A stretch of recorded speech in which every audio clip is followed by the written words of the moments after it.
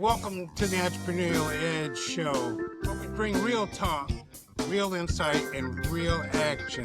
For entrepreneurs, we're making a difference, not just in business, but also in the community and across the world. I'm your host, Mark Parham. But before we get into today's conversation, I want to take a few minutes, just a few, to talk about something that's on a lot of our minds, especially small business owners. Especially Black-owned small business owners, or diverse business owners, and community leaders. We're all navigating one of the most unpredictable times we've seen in years. Inflation, political uncertainty, tech changing by the minute, new AI tools coming out every minute. And we have pressure to survive, to grow, and to lead with purpose. Let me be clear, the game is changing. It's no longer just about making money, it's about making an impact. It's about scaling smarter, connecting globally, and leading with legacy. The message is especially important for Black entrepreneurs. We build under pressure. Fewer resources and less access, and with more at stake, but still we rise. And now it's time to expand our mindset. No more small thinking, no more limited vision. We have to start thinking global. And that brings me to today's guest, Ambassador Waleed Shamsid-Deen. He's doing the work of building bridges between communities and countries and generations. He's leading delegations to Morocco, Qatar, and Senegal. He's launched businesses abroad. He's linking HBCUs to global opportunities. And he's proving that legacy starts with service. So today, I want you to listen, not just as an entrepreneur, but as a visionary. He's a leader. Is someone who's ready to take your purpose beyond borders. But because this show isn't just about business, it's about purpose, it's about power, it's about your edge. So let's get into it. This show is being recorded and edited for posting later. We let people watch the recording session to see if there are any comments or any questions or anything. The show will be edited and posted later. So if you click the audience link, you can make comments or ask questions.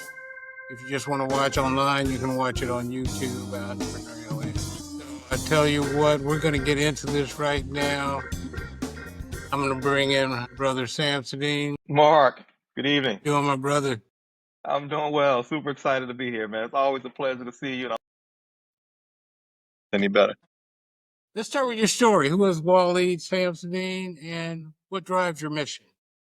So, Mark, first of all, thank you so much for having me on the show this evening. Super excited to be here. Always a pleasure of these conversations. We've been doing it now for a while, and I'm truly inspired about the work you're doing in the community. So thanks for don't age me, brother. You know, I'm already fine old age as it is.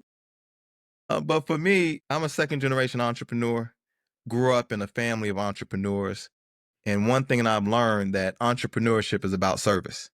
You know, you often hear finding a solution to a problem is what creates entrepreneurs, but also moving with a sense of service and in entrepreneurship has opened up doors all over the world. You'd be surprised. I was doing some research and saw something on Facebook. It went something like, you know, for every dollar you give away, you know, it comes back 5, 6, sometimes 10 times more. It comes back. So for me, in defining who I am as an entrepreneur, I'm one who is passionate about service and just as passionate about giving back. And then I watched that reciprocal come back in the form of business success. You know, it was interesting. You said every dollar you get back, but it's not always dollar bills that we're giving. Our time is worth money. So our time we put in a thing, a lot of times people feel they always have to give financial assistance. Sometimes it's just time. That's right. You know, that's right. Applying your skill. So that takes me right to the Supreme Family Foundation. What inspires you to do that work, you know, and let's talk about that and, you know, the work you're doing globally with that. So the Supreme Family Foundation was started almost 30 years ago. It Okay. was started out of a youth mentoring program that was entitled Youth Vibe. We were teaching kids about business and entrepreneurship and workforce development, job training. This was a while back. We started on Saturdays, and then we pivoted to after school programs. And we were running entrepreneur programs in the school systems in DeKalb County. We were a 21st century community learning center for years. We had wrote a grant and won a little over $1 million and hired about 35 teachers. It was really focusing Wow. on youth empowerment and youth entrepreneurship and really exposing our youth to business and entrepreneurship. When COVID hit, we did a pivot. And because of the background in the restaurant space, we started considering food insecurity. How could we feed our youth? How could we feed our seniors? How could we do emergency meals during COVID? And we changed our nonprofit from Youth Vibe to Supreme Family Foundation. That Gotcha. brought it more in line with the Yeah. Supreme brand and the work we're doing Right. with the restaurants. So just last year, October or so, we won another grant for $1 million to do COVID awareness around vaccines and public health. Really excited about the work we tapped into the senior citizen centers and started doing COVID awareness programs all around DeKalb. And most recently, we just launched an NGO, Supreme Family Foundation Sierra Leone, so that Yeah, we could okay. duplicate some of the work we're doing in the States All right. over on the continent in West Africa. Well, since you mentioned Sierra Leone, I was going to add my next question was you refer to yourself, and we have referred to you now as ambassador. What does that Yes, title mean? No, tell us what the title is and what does it mean to you in the yes. context of community and global service? Wow, excellent, Mark. You remember when I said about dedicating my life and my business and entrepreneurial ventures to service? I did a DNA test a couple years back, and it traced my DNA to Sierra Leone.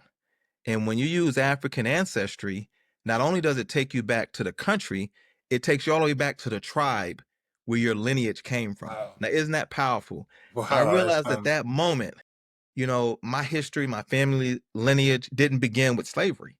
We're able to jump all the way back to the continent, to the country, to the tribe. So knowing me, I sent a letter to the president. I'm like, hey, man, all right. I'm African American. I just traced my lineage to Sierra Leone. I would love to come back to the continent and serve my Wow. country. And you know what? I got an invitation. I got an invitation to come to Sierra Leone. They said, hey, how soon can you get here? We'd love to meet you and talk about where you come from, introduce you to the village. And within about 30 to 45 days of receiving my African ancestry, my wife and I, we took a trip to West Africa. We went to Sierra Wow. Leone. We met the president. We met the paramount chief. They said, welcome home, my brother. Put your American passport up. You're African. And right after I finished crying, right? We went to the village, man. We went to the diamond mines. I met all the ministers. I met the kids. We had a big celebration Wow. with the African drums and the African garb and the African jewelry. And they gave my wife and I African names. Bambaga, the son of the soil, and Bambanya, the daughter of the soil, Okay, right? all right. And we had a big feast, man. They welcomed me into the village and gave me big hugs. And when I left, they said, I know you're passionate about serving and you had inquired about being an honorary consul. But as opposed to that, we want to honor you with the highest office, the office of a special envoy and an ambassador for trade and investment. Wow. And they presented me with diplomatic credentials, dual citizenship. I carry 2 passports now. I got named a paramount chief, and I'm able to fly throughout the world and represent my native land as an ambassador for trade and investment. So, well, my next question was exactly that. You led delegations all over Morocco, Senegal. So, what are the goals of these trips? You told me you were taking a trip. What you said they pulled the car right up to the plane. Yeah, So, what's the most of the purpose of these? trips are around trade and investment, foreign direct investment. But I've been so passionate now about building bridges between the diaspora and the continent. I include cultural exchange, knowledge transfer, innovation, technology delegations, academic delegations. I've done probably 15 or 16 now. Honestly, I've been over 40 countries in in the last probably 5 or 6 years, Mark. Now, tell me But this: yeah. have you been to 40 states in the United States? Oh yeah, I've almost all 50 of the United States. Okay, Yeah, all right, well, all right. I love to drive, and a couple times I've driven the whole country from Atlanta Okay, all to right. California. You just hit 15, 20 states at one time. But I've led delegations to Senegal on food insecurity, technology delegations to Marrakesh, Morocco. I've been to the Middle East, Dubai, Abu Dhabi, Qatar, Saudi Arabia, whether it's banking delegations or sport delegations. You'd be surprised when you look outside the United States, the amount of opportunity, the amount of access that we have as a people. The Well, banks. my next question is, what do you see as the biggest opportunity for us as entrepreneurs and professionals in these regions? What are our opportunities? Well, Africa is the future, and it's starting right now. There are so many dynamic things going on in the continent that as Americans, we don't even see. African Americans, we don't show up. I get questions like, how do you let the same people who oppressed you educate you? Yeah, you said Now that to me. pause on that. Isn't that profound? Yeah, I tell you What what, it's so opportunities are profound. us? I'm going to ask you to say Yeah, that again. yeah. How do you let the people who oppressed you educate you? That should be a call to all HBCUs. They should be bursting with enrollment, educating the minds of our Black entrepreneurs and Black excellence and Black engineers, right? And building bridges back to the continent. So when you think of opportunities, they're vast: agriculture, technology, building, construction, transportation, natural resources. Where do you think all the iron and ore and the gold and the diamonds and the tanzanite and the bauxite come from? It all comes from the continent. And everybody is there except us. So tell me this, how are you helping others establish businesses and partnerships abroad? Well, first we have to have a identity of self. It's no longer about, oh, when you go to Dubai in the Middle East, have fun, and when you go to Africa, be careful. Right? We have to look at Africa as not only a place to do business, but a place we can call home. So first is being educated to the possibilities. Then it's taking a trip over, going to the West Africa, East Africa, South Africa for tourism, for second homes, for investment, exploring what those possibilities look like. And then it's about, how do you do business? The final frontier for us is creating multinational corporations. We've held the highest office in politics. We got all the advanced degrees, doctors and lawyers and engineers. But how many of us are creating multinational corporations or trading on the New York Stock Exchange or have thousands of employees with offices all over the world? We should be teaching entrepreneurship at our dinner tables, at our schools, and our institutions. That's the final frontier from us. Why can't we be the next Dangote or the next Alumalu? These billionaires that are being produced on the continent and are expanding their business interests all over the world. That's our charge for our entrepreneurs.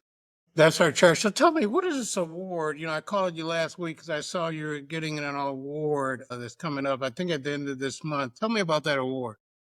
Yeah, the DCMA awards are highlighting and honoring me for the work I've done as an ambassador for trade and investment for Sierra Leone, leading delegations, promoting the diaspora throughout the region, and really building on the continent. I've set up offices in Sierra Leone. I have a tech company on the continent. I set up an NGO on the continent, and I'm focusing on building the brothers and sisters here in the diaspora with those on the continent. So they're honoring me and acknowledging the work and asking me to share a little bit about the work I'm doing and continue to inspire others to look at ways to engage with the continent. What's the date of that event? That's this Saturday. I believe it's the 9th. Take a Yeah, I quick look think here. so. Yeah, Yeah. coming up. August 9th at All right. 6 o'clock. Yeah. All right. We're super excited about that. They're I honoring know a few you are. people and we're going to celebrate. So let's take a pause real quick, just a break. Okay. So let's talk about, you mentioned earlier, you talked about HBCUs and their role in our lives. So the Academic Bridges Initiative, what are some of the things that you're doing with the HBCUs to build some of the things you're talking about with our youth and things like that? How did it start and what's been its impact so far? Well, I've traveled to several countries in West Africa, and I've had the opportunity to tour some of our African institutes. And what I realize is that there's a lack of innovation and technology on these campuses. And they're interested in partnering with American institutes. I said, quite naturally, it makes sense. If we have 100 plus, almost 109, 110 HBCUs, why aren't our HBCUs linked with African institutes for knowledge transfer, innovation, technology, cultural exchange, and distance learning. So I did a social media post on LinkedIn. I had about 5,000 people hit me, Mark. Wow. Hey, we're interested. What do we need to do? Can we go? This is my university. This is my university. I've got all these doctors. So I got invited. Barclays Bank reached out and said, Waleed, I like what you're doing. I saw what you have online. I'm inviting you to come down and do a presentation in Orlando, Florida for the HBCU symposium. I flew in for a fireside chat and planted the seed. Why isn't it that we're not looking abroad for philanthropists to support our HBCUs? Why aren't we connecting with HBCUs on the continent? We have drone technology, fertilizer technology, irrigation technology. They have the land and the natural resources and the farmers. Why don't we connect and use our innovation and technology to solve food insecurity for the world? And they were so inspired about the opportunities that I'm now leading an academic delegation to the continent. I'm taking Wow. about 15 people. These will be presidents of HBCUs, deans of agriculture and technology to join me on a delegation to West Africa. Why is it important for them to have this international exposure and access? Well, one, you got 54 countries on the continent. Africa is not a country, it's a continent. And Got each you. one of those countries have universities governed by, run by, and attended by people who look like us. If we have enrollment problems, we should be recruiting from abroad. For our sports, I mean, there are some amazingly athletic people on the continent. As you know, Kenya is winning Olympics, and Senegal, they work out every day. Hey, our sports program, we can be recruiting from Africa. Look, if the Asians are there, the Russians are there, the Europeans are there, why aren't we there? Exploring possibilities to connect and engage. And that charge is for our HBCUs as well. All right. So let's move into here. We're talking about community service and legacy. Yes. Okay. You come from legacy. All right. So when you talk about creating legacy through service, what does that mean to you personally?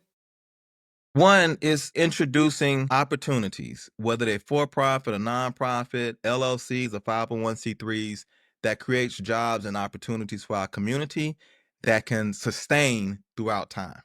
If we're not passing down assets, properties, businesses, what are we doing? There was a time that every time somebody passed, as a community, we struggle to pay for a funeral. That's an issue. That's a problem. That's a We should be problem. passing down art collections and car collections and commercial real estate buildings and houses and assets so that the next generation becomes those of trust fund babies, right? We haven't hit that generation yet where our No, kids yeah, are man. trust fund babies. But if we can sacrifice our time, 30, 40 years to build something special, our grandbabies will be thanking us later. Grandpa Parham, Grandpa Mark, he left me a legacy, boy. I really appreciate it, right? You're right. That's what we got to do. That's sacrifice for legacy. So tell me this, how do the programs at the Supreme Family Foundation connect to local service with your global vision? How are you making that connection? Yeah, it's quite interesting. Over the years, we've been around now 30 years. Every 10, 12 years, the mission and the vision tweaks a little bit. We started off with entrepreneurship and youth job readiness. Then we pivoted to food insecurity. And now we're dealing with public health. But we have aligned our foundation with the United Nations Sustainable Development Goals. And if you look at these are goals that the whole world, from an NGO and a nonprofit, are pursuing to solve world problems. We're now focusing on 2 or 3 initiatives, one being public health, eradication of disease, empowering and educating minorities about public health. 2, food insecurity, feeding our people, right? Domestic and abroad. Even when we were down in Mexico, we started with service and supporting the Mexican community. And then 3rd is education. How do we continue to empower ourselves? Mark, you'd be surprised, man. When you travel and you look at the world from different optics, first, where you are, second, the media outlets like BBC or Al Jazeera, you get different perspectives on what's taking place in the world. There are other banks outside of Bank of America and Wells Fargo. What about the Islamic Development Bank or Import-Export Bank or the Qatar Fund for Charities? There's all these opportunities for us to engage globally, but if we only have a mindset on America, we're missing the rest of the world. America's small percentage, 400 million people out of 6 billion, one country out of all the countries in the world. We have to expand our mind, our vision, our thoughts, and our opportunities to engage as global citizens. And part of that is becoming a dual citizen, tracing our DNA, traveling the world and putting our children in a better position to be successful. Gotcha. So, I want to move one more topic, and then we can try to wrap. But entrepreneurship and future vision. What advice do you give to entrepreneurs looking to expand their vision beyond U.S. borders? One, What I they would need to say do? I would find a great mentor. I was on Facebook and I saw that Tony Illumalu launched a foundation and funded it with $100 million. And I said, wow, that's powerful. But I didn't believe it. Here's another Nigerian doing stuff with hundreds of millions of dollars. So I flew over. I said, hey, I'm gonna give me a buddy pass, go to Nigeria, right? Not with a lot of money, and just see what these possibilities are. Now, Mark, could you imagine if our billionaires, Bob Johnson, Oprah Winfrey, Michael Jordan, all these came together and said, we're going to put up $100 million for African-American entrepreneurs and support them in businesses. We have to find good mentors, good government contracts, good business coaches to help us develop our skill set in business so that we can scale and become more successful. It takes mentors and it takes access to capital. And we as a people, we can solve that. There are enough millionaires and billionaires in the United States that can solve that for those of us who have smaller business interests. Wow. So, I have a question that came in on the chat. I don't know if you can see it. They'd love to hear more about the tech company.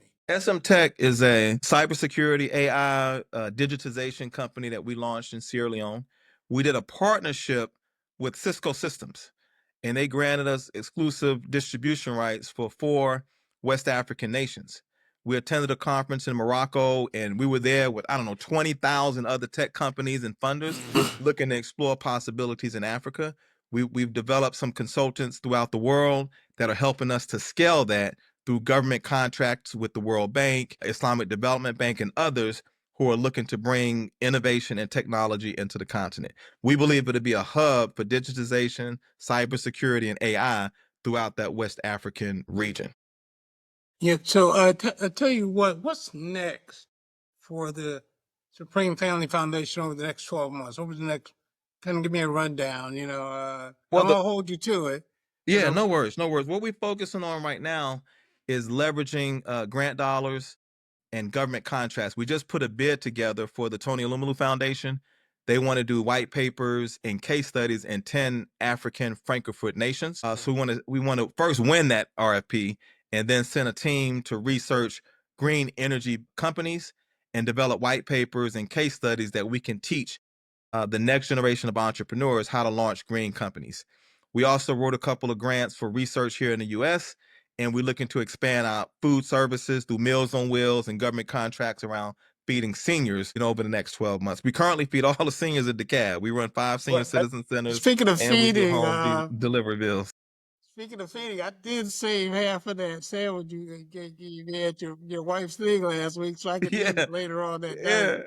Oh, I really want to try that other sandwich you had. Yes.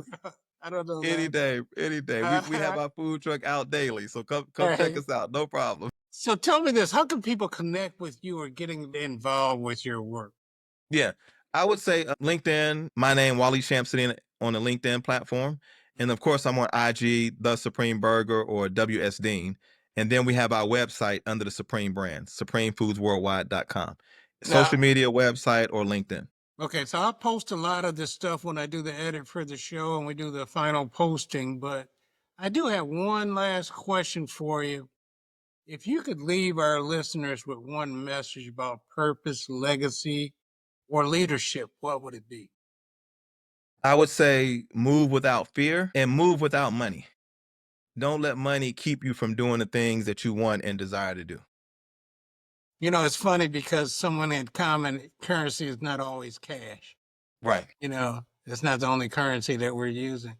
So I tell you what, man, we kind of zip through this, but I want to thank everybody for tuning in. I've gotten messages in the chat. I haven't use this platform before, so it's kind of cool. Because people can chat. They could actually ask to come into the show if they wanted to. But we didn't have anybody do that tonight. But hopefully in the future we can. But I want to thank you for taking the time to come out. I'm so impressed with everything that you know what? I am not going to end this show without, I want you to talk about your family, your wife. Yes, yes, yes. Even though I'm gonna have her on the show by herself, Yes. we got that clear. It ain't gonna Yes. be you and her. It's just gonna be her. Right, Okay? right. But tell me what she has going on. What did I go to the other day? No matter of fact, I had the book back here. About the book. That Yes, she had. yes. Maya's Enchanted Garden. Yes. My Talk wife, about that for a minute. I'm sorry. she's an entrepreneur as well, more of a social entrepreneur. She has a consultancy that works with high net worth individuals. She's a ghostwriter. She's a researcher. She's recently authored 2 children's books, one that you just came out for the book signing and the fireside chat. But she's a doctor as well, and she's the perfect balance to what I do, and I'm the perfect balance to what she does. So we really support each other in this space called entrepreneurship. So we're all set that I can. Hey, he did say he wanted him and her to come on my show, but I told him I didn't need him again. I really just wanted her. Okay. Right. We'll make that happen. Absolutely. Because one of the things that was so impressive about her was that she's willing to share her pain. Okay. And that's something that's big. Sharing your pain with the public and get up there and talk about some of the things that have been very painful in her life. Now she's overcome it and turned it into something that's helping other people. That's I right. think that's That's very, right. very important. And a lot of us have gone through pain. That's right. Okay, and that's part of the purpose of me coming back doing my show again and share the good works that we've all been doing. And I'm so happy to be able to start it with you. Thank I you. think you may have been my parents were my first guests when I started the show, 8 years ago. Yes. Then I think you were next. Okay, but my parents were first. I think you were the next. Yeah, I'm gonna go back and verify that. Yes. Yes. It means I gotta have them on. My dad will start telling you how great he is. He's 92 years old now. That's You know, beautiful. That's it's beautiful. So, Waleed, I really want to thank you for taking the time to come out. My pleasure.